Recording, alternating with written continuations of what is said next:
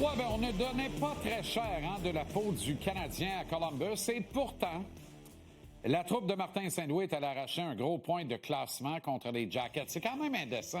Il y a un mois, on aurait dit, bon, on s'en va à Columbus, on vient avec les 2 points, bye bye love.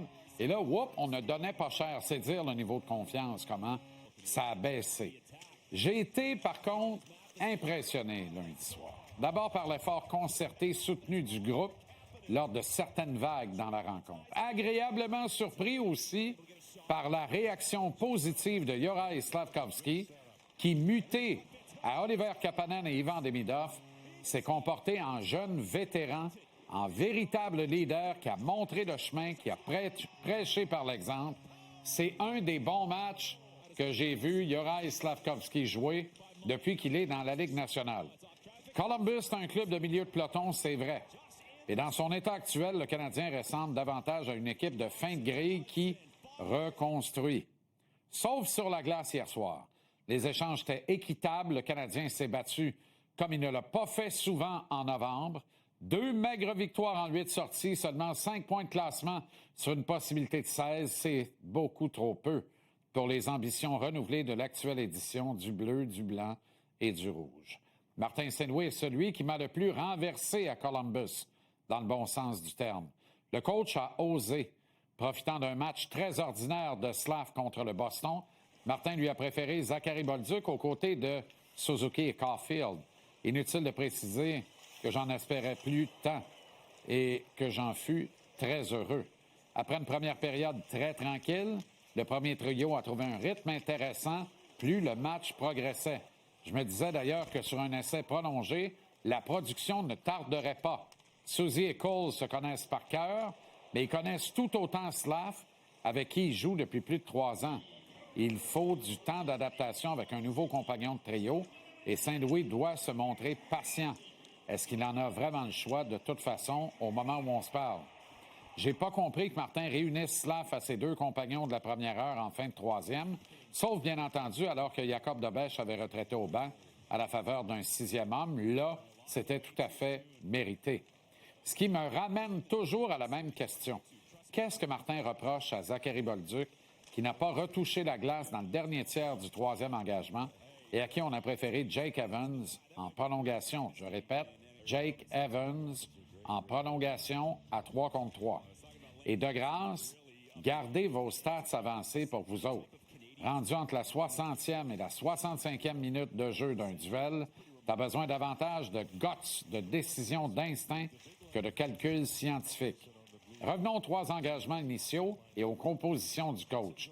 Martin a eu la main heureuse avec Kapanen, Slav et Demidov. À sa place, je ne toucherai pas à cette unité, du moins tant que du renfort significatif n'arrive pas via une transaction ou peut-être même le ballottage. Pas plus que je bougerai l'unité de Suzuki, Caulfield et Bolduc. À moyen terme, ce trio va produire, c'est écrit dans le ciel.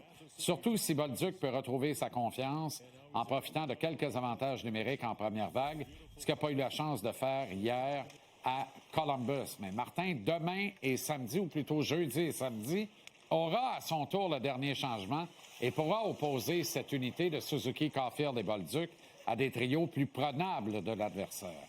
Je pense aussi que Jake Evans doit être flanqué de Josh Anderson et de Brendan Gallagher.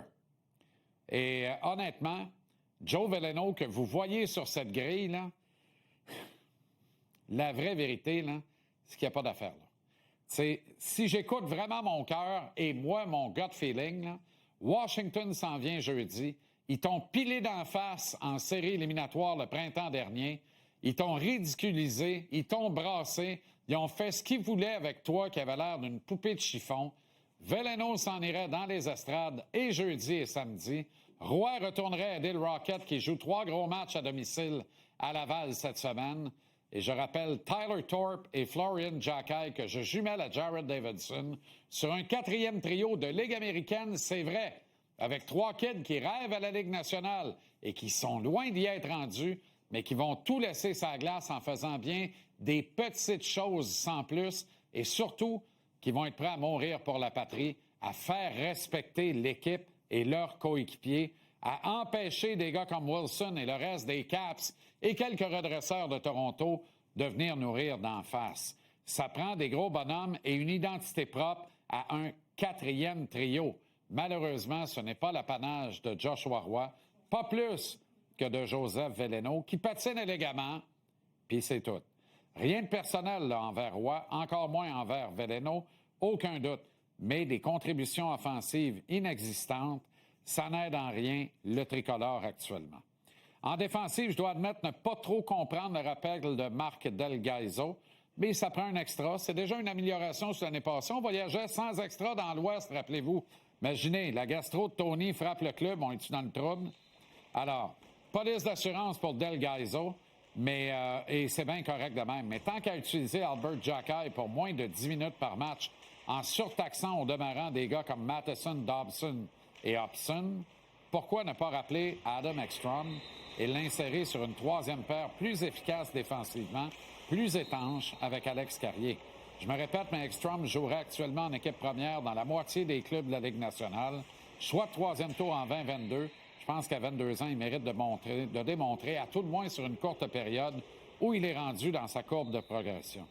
Est-ce que, compte tenu des nombreuses blessures, le Canadien a vraiment les moyens de ne pas valider ses options de toute façon?